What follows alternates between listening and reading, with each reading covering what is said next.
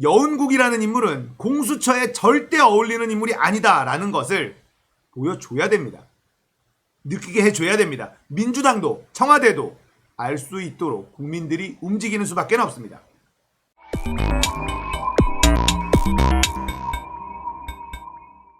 안녕하세요. 딱딱한 뉴스를 쉽고 재밌게 풀어드리는 시사건건 홀스영입니다.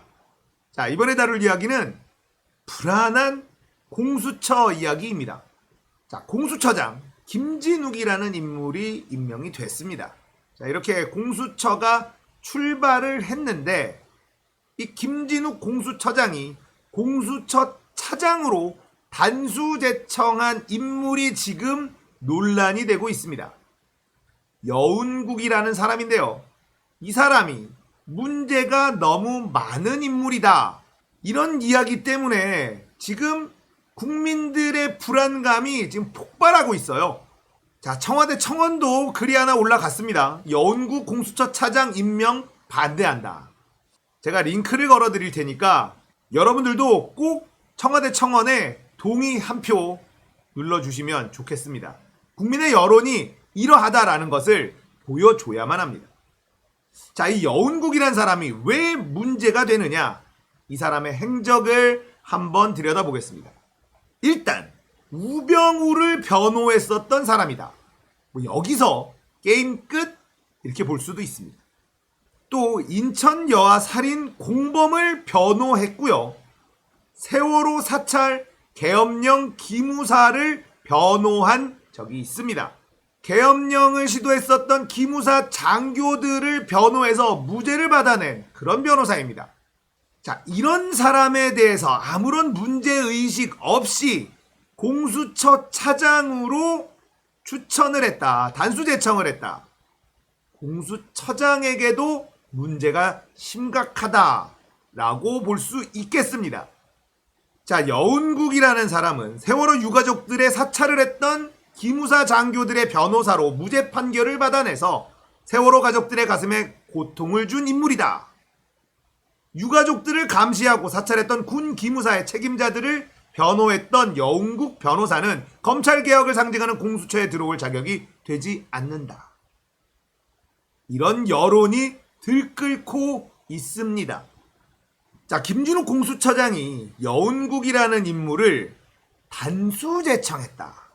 여기도 하나의 포인트입니다. 보통은 복수 제청을 해서 대통령이 그 중에 임명을 하도록 하는 것이 일반적이긴 합니다만 단수 제청을 했다. 이건 문재인 대통령에게 임명을 강요하고 있다. 이렇게 볼 수 있지 않을까요? 여기에서도 심각한 문제점이 느껴집니다. 자, 여러분들 답답함이 몰려올 겁니다. 저도 굉장히 불안하고 답답해요. 우리가 어떻게 만들어낸 공수처입니까?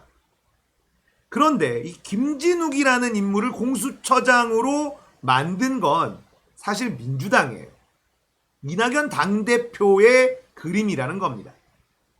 이낙연이라는 인물이 민주당 대표가 되고 나서 왜 이렇게 시원한 소식 하나 없고 답답한 일들만 계속해서 일어나는지 우리는 냉정하게 바라볼 필요가 있다라고 생각합니다. 자, 김진욱이라는 공수처장은 변협 추천 인물입니다. 여운국이라는 인물은 변협 부회장 출신입니다. 그리고 법무법인 동인이라는 곳에서 몸담았었던 변호사예요. 이 동인은요, 윤석열을 변호했었던 곳이기도 합니다. 그리고 윤석열 징계위원회를 을사오적에 비유하기도 했었던 곳입니다. 굉장히 극우적인 성향의 변호사들이 모여있는 곳이 법무법인 동인입니다. 여운국이라는 사람이 변호했었던 사건들과 여운국이라는 사람이 몸담았었던 법무법인을 본다면 공수처 차장에 절대 어울리지 않는 사람이라는 걸 누구나 알 수 있습니다만 김진욱 공수처장은 이 사람을 단수 제청했다는 거예요. 자, 공수처 고위공직자의 비리를 수사하는 곳입니다. 우리는 이 공수처가 첫 번째로 해야 될 일은 바로 검찰개혁의 선봉에 서는 것, 이렇게 생각하고 있는데 김진욱 공수처장은 그렇게 생각하지 않을 수도 있겠다. 라는 생각이 듭니다. 공수처의 칼끝이 엉뚱한 곳을 향하면 적폐청산 개혁과제는 완전히 물 건너 갈 수도 있다. 불안합니다. 김두일님 아시죠? 조국백서를 쓴 김두일님이 영국 공수처 차장 임명을 강력하게 반대하고 나왔어요. 그리고 이 김두일님이 우리에게 이렇게 당부를 합니다.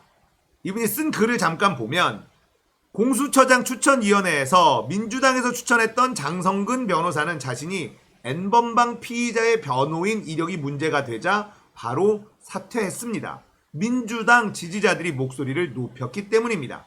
대통령 임명 전에 저희가 반대하면 본인이 사퇴하던가 혹은 거부권 행사될 수 있습니다. 유권자의 목소리가 중요합니다.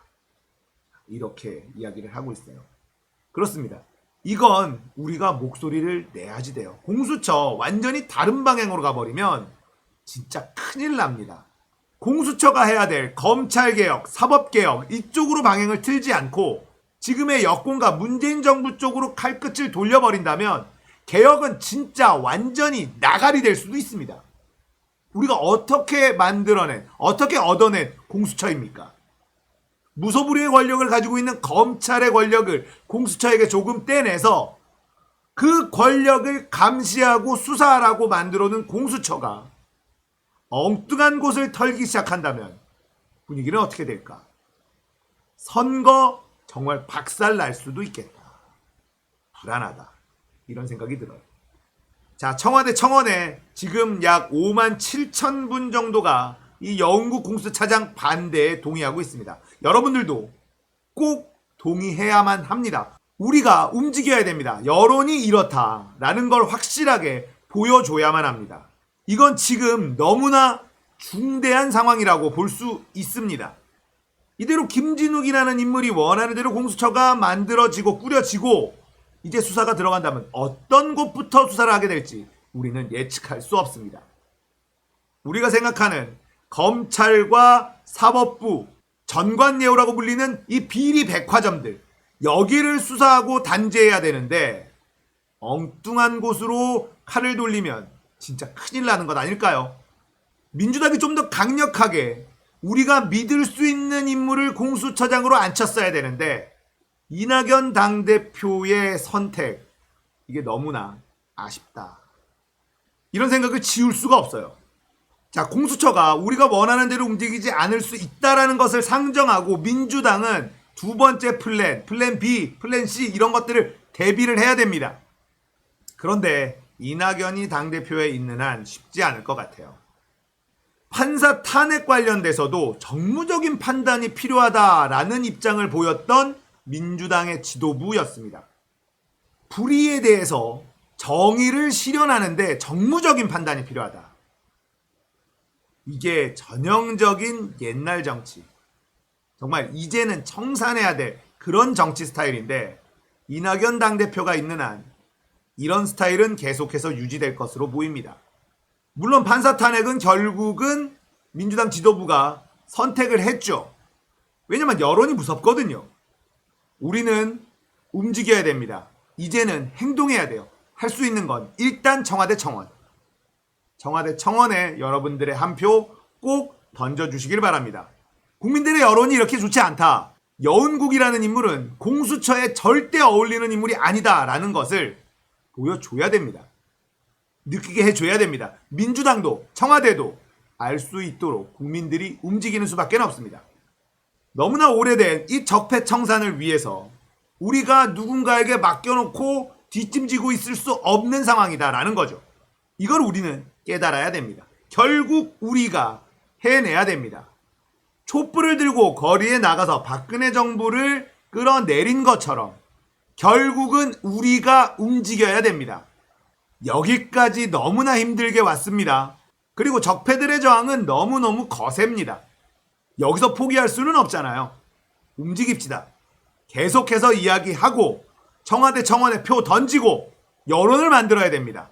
언론도 우리 편이 아니고 그냥 우리가 스스로 그렇게 움직이는 수밖에는 없습니다. 할 수 있습니다. 역사를 거꾸로 돌릴 수는 없습니다. 자, 오늘은 불안한 출발을 보이는 공수처 이야기였습니다.